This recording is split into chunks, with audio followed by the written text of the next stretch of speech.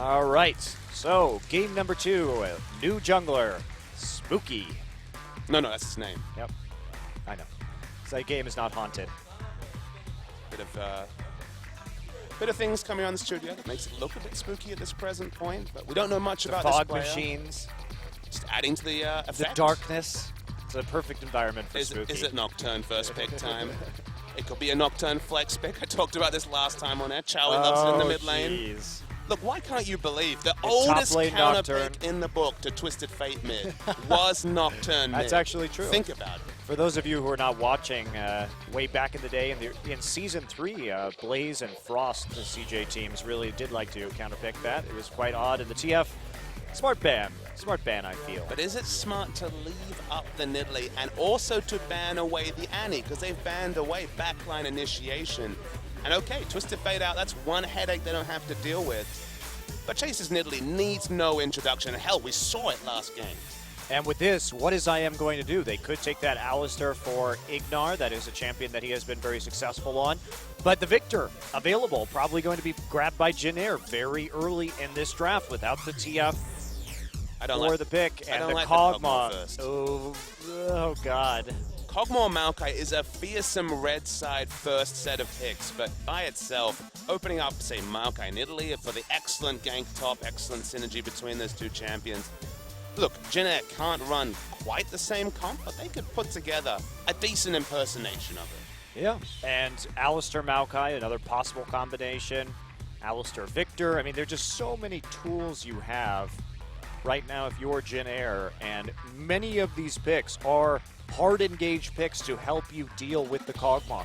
Runeglaive Ezreal, still certainly on the board here. And they could take away the Gnar. That is a champion we've seen banned against Expression, actually. So Expression had played 6 unique champions, now finally played the Gnar for the second time. After the first performance, 3-1 and 10, he was at a 13 KDA. Obviously chopped down a bit in the previous series. Very weird to not see Maokai taken when it's available, given that Trace, despite the team's mixed fortunes, is 7-1 on that champion after last game. So, prioritizing that Gnar. I don't know if you do that in this particular situation. They're also going to take the Gragas, which has slipped through the draft. So, Chaser mixing up his jungler with something that's a little bit more reliable, I would say, even if it does have less carry potential for him. I mean, why take the risk? You see a Kog'Maw. We've seen Kog'Maw win a lot, I believe about 72% win rate overall after the loss in the last game, because there's so little backline pressure. Cinderhawk top laners are gone. Only the likes of Maokai give you the targeted backline from the top lane that's really in the meta. And now you take Gnar Gragas, which can have as much teamfight synergy as teamfight anti-synergy when we're talking about the big repositioning ultimates, the Gnar and the explosive task.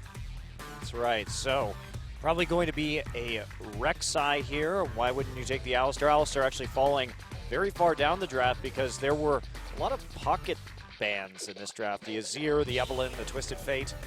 So trying to target out some of these players. Lister's still a permaban despite quite a heavy set of changes sent her way. We talked a bit about the potential for the Runeglaive Ezreal, so Pilot also, it's caster AD carry, but of course you never really want to opt straight into the AD carry as we kind of default to it, and with last pick, that certainly looms as an option for this Jinair lineup.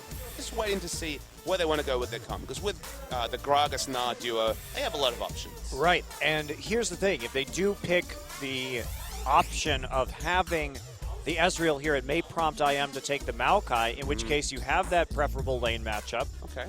And I think maybe they will grab the Braum here. I think the correct play is not to lock in your mid laner. Even though Victor looms as a really top meta pick, I think you just shroud it all in secrecy. Yep, absolutely. And when you've got the ranged auto attackers, the likes of Gnar and Ezreal, to proc that Braum passive, even if it is the mid lane or the bot lane Ezreal, I think we're in good stead so far with this Jinair draft.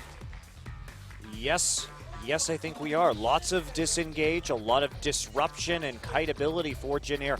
IM has to pick some more hard engage right now. They probably need to pick the Maokai, but that's going to put them in a situation where you actually have a losing top lane matchup against that Gnar. So Jin Air forcing some tough decisions from Incredible Miracle. It is a top lane matchup that you can navigate around. We saw just the last game, of course, being navigated around. And then, of course, back on Saturday, we saw a solo kill from Maokai against Anar. Okay, those are outliers. Remember the camp last game? It takes a lot. The recency effect is in full display. I've seen 2 games. Maokai's won them both. Maokai's a Anar counter. Don't you know, Monte Cristo? Juggermaw may be coming through. No engage, so why not? Yeah. They can at least match poke for poke here. Oh. Cassiopeia instead switched up at the last second. So apparently Frozen very comfortable with blind picking that champion. And Cassiopeia doesn't necessarily mean this is not a Juggermaw comp. Okay, maybe it's not a true Juggermaw comp, but it's still, Cassiopeia does provide great peel with the Petrifying Gaze for a Kog'Maw. So Kog'Maw is relatively free in the backline. Okay, Gnar and Gragas have potential, but it's not reliable engage onto this Kog'Maw. No, certainly is not. They basically have to hope for some very good Gragas casks, and they're going to have an AD carry with probably a tier early on for Pilot, so may have some trouble up against Kog'Maw should they get those standard lanes. GBM, a lot of burden on him. Now, we've seen GBM step up and make flank plays on Victor to engage when Jin Air has had low amounts of primary engage in the past. He can be tricky on that champion. He's found ways into the back line, but is that reliable? Gotta say probably not, especially with the Tremor Sense on the other team. I liked how you talked about the tier Ezreal. I feel like really delayed Bang and SKT's ability to really pressure anything against KT Game 1 yesterday. I think you go the Kid school of thought. Just rush that Trinity Force outright, or maybe even just go for Blade the Ruin King. Get instant power of some description, because if you opt into tier, the downside for your team, if anything goes wrong in the early game, is severe.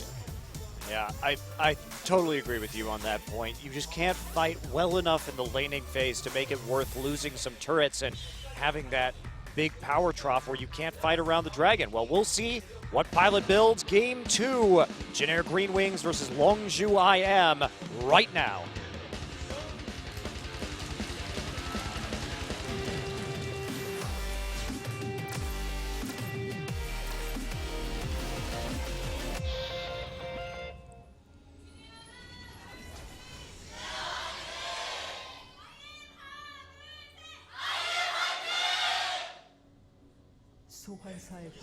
So, match point for Jin Air. Spooky starts his career by forgetting his trinket and items. Ooh. Crowd rubs it in as well. Even loses the speed boost, of course, leaving the base. Doesn't refresh, so it's going to be much later. And now, because Jin Air's on a 4-man, now 5-man invade mission, that was a really decisive flash from Expression. Yeah, I'm not sure that was necessary, but he did want to stay out of range of the Winter's Bite. This could have locked him down. He didn't have any help on that top side. Certainly having the Tremor Sense would have been probably pretty useful right there. So deep wards going in. And no trinket or items for Chaser either. Wow. What is going on? Something weird's going on in the jungle, Monte Cristo. I'm not even talking about the map movements. Chaser still asleep. Wow, it was hilarious because he went down to put his ward. He's like, oh. Smart cast bug? Crap. No smart cast bug, Chaser. You're just silly. Hard to say. Wow. Hard to say whether he's had to itemize, had to skill body slam for the CC effect or just to get to the jungle faster. Well, this is awkward. I feel that after last game, it's just only appropriate that this game would start that way. Well, they could have put down some early pressure right there. They could have started by trying to take away the buffs in the jungle like we've seen. That's typically the warding pattern that you go when you're going to be doing that first buff invade, especially when you have the lane swap.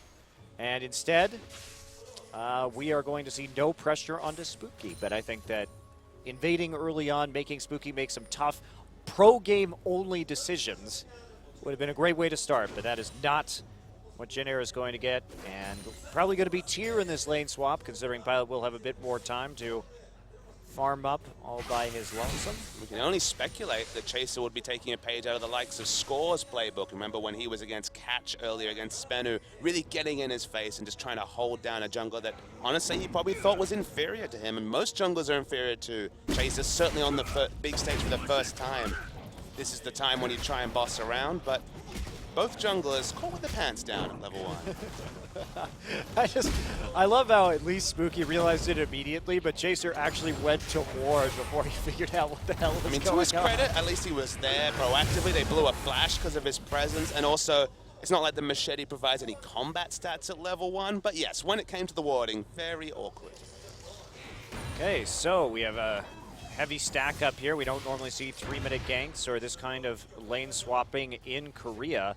Ignar is going to be there in the nick of time, and there's going to be a flash commitment. There's the Winter's Bite. They're going to try and get the stun, and there's the stack. Can they get the last auto? They do. Expression low. Expression no flash, remember. Oh. There's the commitment. E forward. Pilot gets the kill. Arcane shift and the last auto attack. Expression. I feel so bad for this guy tonight. He is just getting the tar beaten out. He's just getting camped, though. It's not like he's necessarily playing poorly. He's been dove multiple times. I mean, in this particular situation, no flash, 100% information to Jin Air. It was a very smart map rotation from Jin Air and movement around the map, but I agree. He's been so well held down. And remember, Jin Air initiated a lane swap despite having the Na versus Maokai mismatch, because you just have to navigate Ezreal away from 2v2s early. He doesn't have the laning power in the AD carry role to hang with close to anyone. Maybe just Twitch, for example. Yeah, especially with this itemization, but that will be an early tier for Pilot, and it looks like with that tier, they're moving into the 2v2. I don't know about this either. Certainly, Trace is going to have an advantage. He does have a level edge right now. Item advantage also. He's got the longsword. So it was this big struggle for Trace in this when he was opting into the Na vs Maokai matchup last time out. When he got solo killed by the Maokai, so a bit of war story, a bit of PTSD perhaps for the Na, is that his first item buy after being held down was a non-magic mantle. At least this time, potions and the longsword means that he can just go harass happy against the Maokai. Yeah, he can. Also, that early back from Pilot means that he's actually going to have a tier to just the Doran's Blade, so he will actually be doing okay in this lane. So maybe bought himself a little bit of time. We'll see what Sonstar manages to get on his first recall. He won't have that first blood gold like Pilot does. Sometimes almost without fail, we see two starting lines. Oh my goodness, it's Chaser's caught Spooky. That's 2v2 action in the jungle. That's right, and here comes Frozen. Ignar here, he's going to headbutt Chaser out. Chaser will go down. Was a 3v2, and GBM just not responding to the mid lane. Where's the gravity field? It will fall. Spooky gets stunned. Not enough follow-up damage, though, as Chaser gets caught out in that mid lane. You have to be careful walking into that river. Frozen did have the priority. GBM could not get over there faster than this Cassiopeia. It was a really nice collapse by Ignar, but because he failed his headbutt pulverize and actually headbutted him out of vision, they lost damage. They had to overextend a bit more to get the kill onto Chaser. Maybe it would have been 2 clean kills, but the end result is still positive for IM as they have a lot of control around the bottom lane. Okay, Pilot has the mana regen and mana sustain, and he's building up towards an earlier timer for the Muramana, but the tier doesn't give him any combat stats, and this is already a losing matchup for Ezreal. It's going to be quite tough to deal with this situation now. He's starting to fall pretty heavily behind in terms of CS. He'll catch up, of course, with this massive minion wave that's been building. Trace, on the other hand, starting to really take it to Expression. He is 2 levels up on the Maokai right now. That is pretty intense. Expression just can't even get anywhere close to the minion wave. And because it's already a naturally losing lane matchup, I think honestly it's probably Spooky's best idea to stay away and just say Expression, do the best that you can. As his teleport up again soon, so maybe we'll finally be able to make a decisive item purchase, but this is how this lane matchup should go. This should be Na just having his way with Expression, and the reason why this matchup doesn't get a lot better is that Expression there's not really a lot of good itemization against a Na, because you might think, okay, pick up the armor to lessen the Q and auto attack harass. A lot of the trade damage, when we're talking about levels 10 and 12, is going to be the W coming through from Na that does that magic damage, and you're going to always eat free auto attacks in a range versus melee matchup. Yeah, there's really no avoiding that. And so, a little bit of a tough time here for Expression. And actually, Pilot catching right back up in terms of creep score. Managing to use that early back that he had to stay in lane, considering he was already starting to stack his tier. He also got a very early tier this game because of the first blood gold. Yeah, it might be as early as maybe the pre-nerf tier days when we were talking about, what, 13 to 15 minute Muramman. It's maybe not quite that early. No. It Still won't. going to be pushing it though, pre 20 minutes. Yeah, 18 would be my estimate. We will see what happens with that item here. And good old Jace being super powered with a. Those were the days. Yeah. Jace still back, but even Coco couldn't really make it work. Okay, it was with the sub-Goon crew, but one Jace game, no victories so far in Champions. No, I think we'll see maybe some more Jace at some point. But a lot of the Varus and Jace play just hasn't really been popular in Korea recently. Operation Smash in the face at the top side of the jungle when you have Maokai so far down into rookie jungle is enacted by Chaser and the duo that's running through the jungle. Spooky's reacting as well. Does have the Raptor Sense buffs, so able to clear. This is not a 3v3 that LCIM wants to opt into. No, it is not. Now they're going to start threatening. There's the True Shot Barrage, and that means GBM gets the blue buff and the kill onto Spooky. Trace manages to make his way into that topside jungle, and it was risky. They didn't know exactly what was going on there because Chaser and GBM were staying quite still in the fog of war. It was risky to a fault. Chaser and Sweet had already had time, so Chaser and the duo had already had time to prop up wards, get the extra vision. They had exact time as they, of course, had the vision both on the brush right behind the mid lane tower and also around the blue buff, so they used that to their advantage. Even had time for Pilot to prep the True Shot Barrage. So that was actually very nicely done, the True Shot Barrage.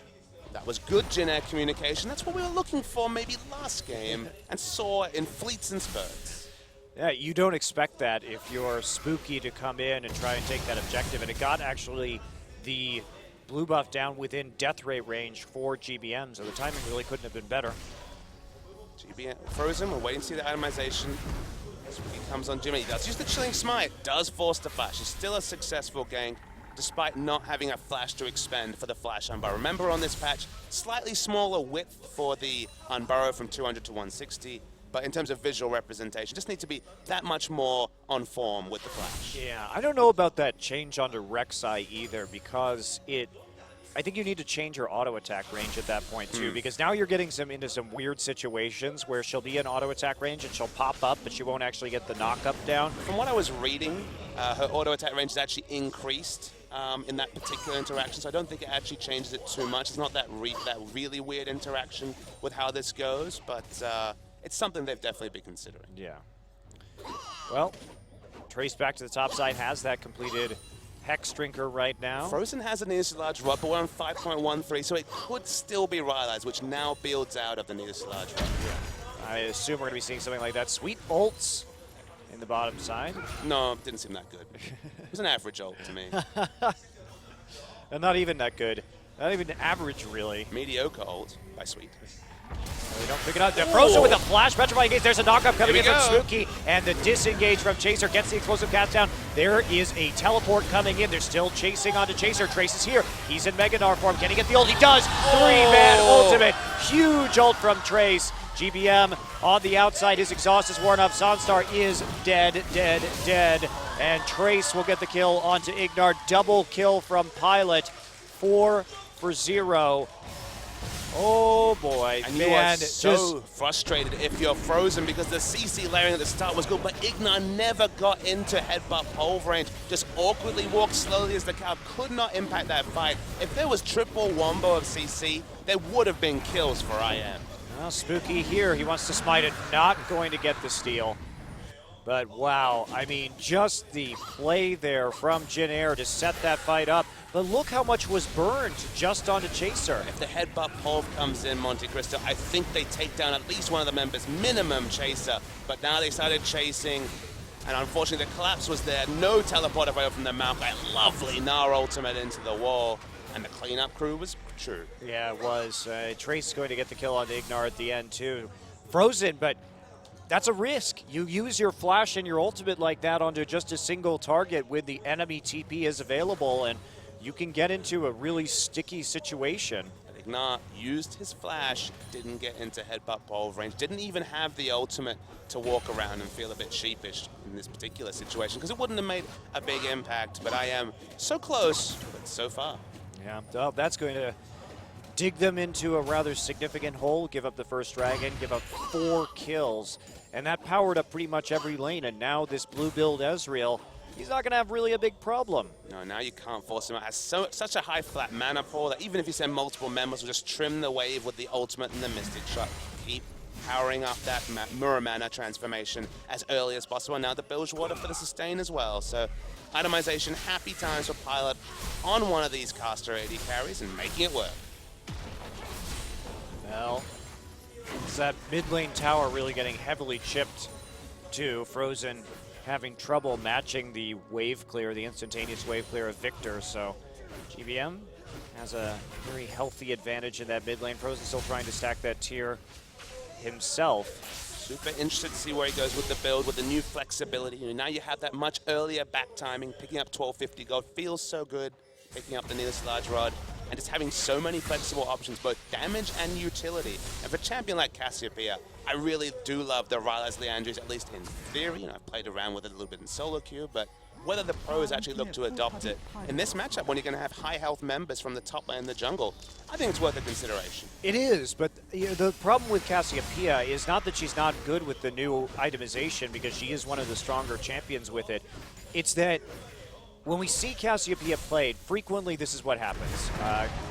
Trace in the enemy jungle right now. He's at the blue buff. He's doing a 1v2 duel. Spooky gonna follow up. Red buff burning onto Trace right now. It's tanky. We're waiting for members from Jin Air to come and help, but at this present point, they're too far away. In Mininar, those resists are gone. That health is gone, and so is Trace. But the blue buff might also be gone as Jin Air takes it away, gives it to GBM, so draws them out, so they at least get something in return for that kill. But Trace playing it a bit fast and loose right there. He only has a Hex Drinker and a Cowl. He's not in a great position in terms of his tankiness yet to really be dealing with some of these invades.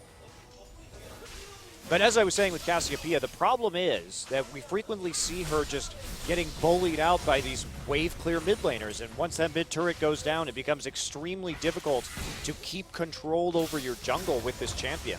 Laning phase was actually one of the strengths of Cassiopeia maybe 3-4 months ago, but with the introduction of so many popular meta champions that have basically instant line wave clear, I'm thinking Twisted Fate and Victor squarely, or just wave clear that outclasses Cassiopeia, needs to prune down those minion waves, then of course gets the nice mana sustain from the E. And of course that mana sustain was even target nerfed, so just the laning phase is so much more difficult. And as you mentioned, the downside is, if you rotate around it, if you take down her outer turret, you can just freely outpush her if you're Victor and do your best Faker impression and walk all over the map. Yeah, just that game that we saw Faker play against the Coup Tigers when he had the Victor matchup into the Cassiopeia. Of course, there was pre-item changes. It was on 5.12.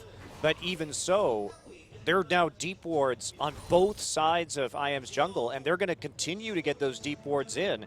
And that means that GBM can wander wherever he pleases. I guess my excitement, though, is, Monte Cristo, that you always have to think about the risk-reward. Now, if you're a bit smarter about rotating around your Cassiopeia, does the new itemization justify the upside of the Rylai's and Liandry's, leading to perma-slow potential to really chip down? The poke damage of the Q is now suddenly something that has to be respected just because of the higher ability power and the natural burn from the Liandry's. Risk-reward is always something that's changed by patch notes. So we're getting more information here. It's still going to be the Archangel's Rush, and again, just talking about the different itemization choices. Near Side's Rod, happy to build into the Archangel. Goes into everything. Everything, absolutely. I mean, Amto literally builds into everything. It's true. Aggression. Look, well held the whole game. 50 CS disadvantage. That's definitely on the higher side of what we expect out of a matchup that's not the best from Maokai. And here comes the roams with the Victor. How safe is IM? They have a turret to go back to. They do. No dive.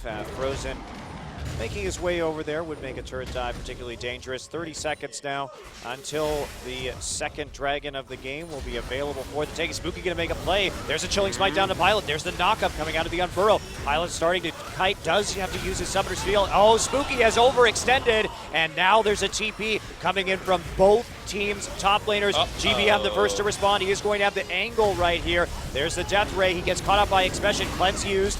Now we see the zoning from the gravity field. Sonstar still at risk, does get stunned, does get popped by the Chaos Storm, and now Ignar the target. He's going to fall to a stun too. Trace still there. Trace about to hit that Meganar. Will they dive? No. Petrifying Gaze hits 3. GBM gets targeted down with the Twin Fangs, and that's going to be the conclusion of that fight. 2 for 2 when the dust settles. And you can just see the difference in experience between a player like Frozen and a player like Spooky. Spooky got far too trigger happy, got in there, was just getting kited back by Pilot. Of course, it's Ezreal has the most ability to open space of any AD carry next to Corki, and just had the item times to both sustain and put out damage. We'll watch this. So Spooky, remember, Alice is not in position for this gank, not impacting it whatsoever with his suite of CC. Spooky's getting kited backwards, bilge water, then just into this burst damage goes down. We see the teleports come through. You can see from the mini-map that Victor and Gryze can just make the more aggressive rotation down to bottom lane. So as this fight goes on, remember, Frozen doesn't get trigger happy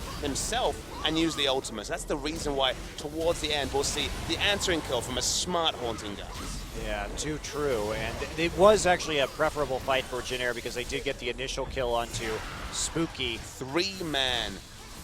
That's your hero. You know, at this level of play, we expect players to turn their back on that. We've seen CJ, for example, which are a better fighting team than Jin Air, completely nullify Cassiopeia's by all 4 of them turning their backs. You have to be ready for that. You need to know as a team if that ultimate is still up. And what an obvious place to use that ult, too, if you are Frozen just to get out. So pretty sloppy there, actually, from Jin Air. At least 2 of those people should not have been hit by that. Unfortunately, sloppy teamfight play has been the case today. That's not been the strength of this Jin Air team. It's all been about rotations. IM have started this dragon. This will be their first dragon. Gnar is not in position to contest. But here's the collapse afterward. Jin Air still looking for that fight. Glacial Fissure will catch Ignar, forces that Unbreakable Will out. GBM here, and Ignar is going to die eventually, but he does actually zone off the rest of the team. However, Jin Air now has an angle into this mid lane. Trace didn't have Meganar, couldn't cultivate it. It's now actually building up Rage onto Expression. Oh, do they want to go for this? No, but they do get the flash. Trace didn't have flash himself. Don't think he actually had the ability to push Expression back into the team. With this position on mid, Spooky in particular caught out of position. A lot of damage so far. Just going huge Death Ray actually. Pops the Chaos Storm. Doesn't really hit anybody, but it is threatening enough that Jin Air will get the tower. I am just interested in keeping this turret up, whether that was communication or just decision-making. Spooky was out of position. Cogmore stayed in the bottom lane to maybe get some sort of turret trade, but with Pilot there, can't even do that. And another objective and more gold goes over to Jin Air. 7,500, close to 8,000 is the gold lead for Jin Air. It is. So, Jin Air once again jumping out to a massive gold advantage in the early game. Last game, they sort of ran out of steam at this point and couldn't figure out a proper way to close. Frozen is going for the Rylai's. The Leandry's not guaranteed, but it's looking like at least the potential Rylai's Leandry's that I've kind of heavily speculated about so far this series. Sonstar's doing a good job pushing solo, but I believe Rek'Sai's been caught out by Vision, so maybe they'll be able to chip down this turret, maybe not. Yeah, Sonstar really doing some work here with that red buff, harassing Pilot's Ezreal. There's not a lot of response to that Bio-Arcane Barrage poke that's coming in. Ezreal just doesn't have trading responses, you know, barring the especially non-AP Ezreal cooldown on the True Shot Barrage is respectable, so they will eventually get this turret, but they've invested 3 members in it so far, and Gragas is on the chase. And here we go, Chaser on his way in right now. Sonstar on the run, he's very low when it comes to HP. Explosive Casket is going to catch out Ignar, but that Alistar ult will save him for the moment. Frozen is here, they have to be careful. So, looks like Jin Air not going to commit to this, wise, but they saved their turret.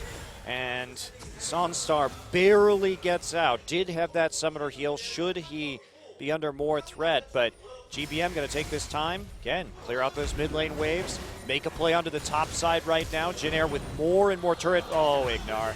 Flashbolt misses, and that's a dead Alistar. Spooky going to come in. Sonstar still low. Sonstar has no mana. Pilot is caught out under the turret. There's a Petrifying Gaze. Shut down onto Pilot's Ezreal, but they cannot defend their tier 2 right now. GBM and Trace, free tower in the top side. A really nice animation counting by Frozen to get the kill, but remember, visited bottom, then left, then was coming back to be involved in that fight. That was 4 members being used in bottom, and GBM could just go help Trace as they push down the outer turret and top and get chip damage onto the inhibitor turret, just using more resources for an even kill trade is a big problem for IM. Yeah, it is. An even turret trade too, but that tier 2 in response to a tier 1. They also lost some golden experience off of these minion waves. Nobody picking them up in mid and top, so.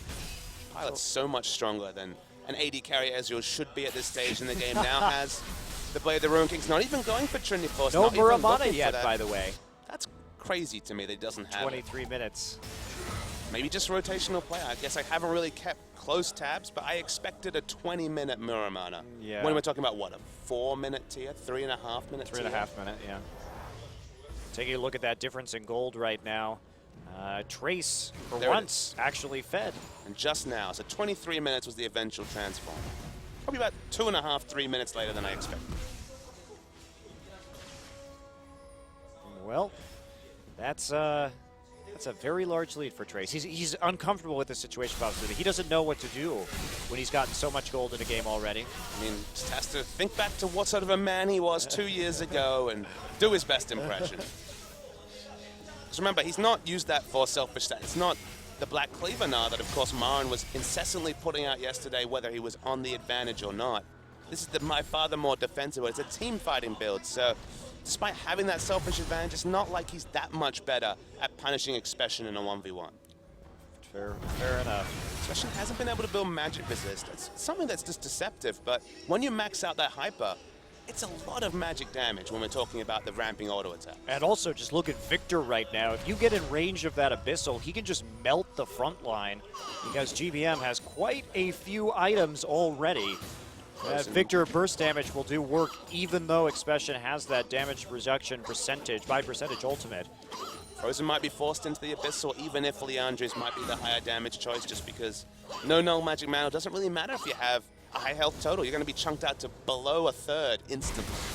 And you have to say too, it's very important that IM get an Aegis here, and they're not even close to that. I mean, at the cloth moment. armor is the only real luxury purchase that Spooky's been able to pick up, and it's, look, maybe that's just from how much free damage he took from Pilot, but you're right. An Aegis is not a luxury. An Aegis is an absolute essential. On the food pyramid, it's right there. It's an essential. So it's at the base of the LOL pyramid. That's Aegis right. of the Legion. Everybody buy it right now. I mean, like, how would you feel about an extra 100 magic resist for your team? Feels pretty good. I like that, especially against a Victor. Seems pretty nice. Okay, well, another setup for the Dragon right now. I am not really in position to go ahead and take this one. Void Rush will come through from the Spooky. Expression has the Home Guard teleports, so they can look for a place. The Slippy Slide is enacted by Spooky. They have the pink ward there. So, let's see. Where's the flank wall? There's one towards the bottom end of the pit. That's actually a pretty good advanced one that hasn't been spotted out by a pink, so Expression has options. But they need to start making a move, and making it soon. And here comes that move. GBM is going to have to kite back very quickly. TP not going to find a target, but they do have Trace isolate on the side. Spooky goes in. There's the ult from Ignar too, but there's a True Shot Rush. Nearly takes out Spooky. Trace and Expression duking it out on the side, but Ignar is just left. IM split up, and there is Frozen just annihilated by an R ultimate. Double kill for GBM, and Expression bites the dust for a triple, and that will be a Baron for the Jin Air Green Wings.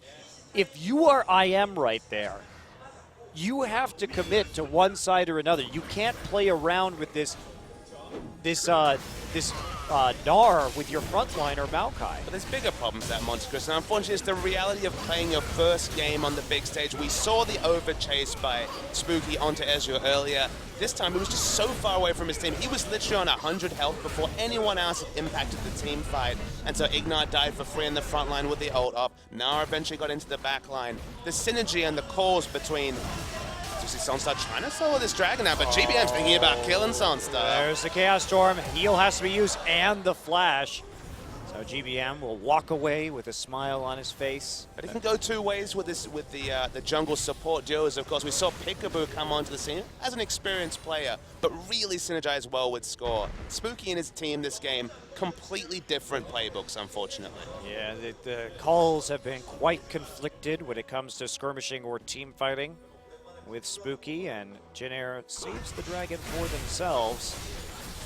They don't really need it. They can take it quickly as they push up the waves and then go for Spare. Let's take a look at this team fight again. Spooky's nowhere near his team. He's almost dead before anything else has happened. So Expression's actually tagging up with Trace, which, given how this game has gone, is perfect. If the engage could have been anywhere near relevant in the back line, it could have been a different fight. But once that happened, it was all over once Christo. IM was trying to engage on two fronts at once, basically, because they were tying up the Gnar. But had everybody actually just collapsed onto the Gnar, it could have been a very different story for them.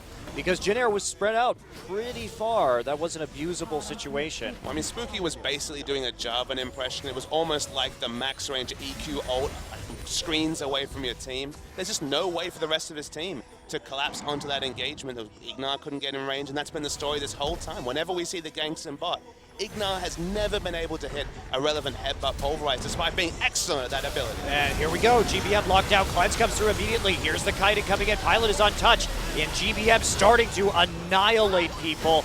With all that AoE, Frozen gets caught, triple kill, all ready for Pilot, quadra kill. Sunstar's here, can Pilot get the pentakill? He's gonna get it, pentakill for Pilot on the Ezreal as he cleans up the fight. He was untouched in that team fight. Completely untouched, doesn't even need the Trinity Force, just with his suite of armor penetration and the play of the Ruin King. That was the engage IM needed, but when they were even in gold, when they were ahead in gold, not 15,000 gold behind. Yeah, nothing you can do right there. We've had so many pentakills this season. I brought them with me from the LPL, Monte Cristo.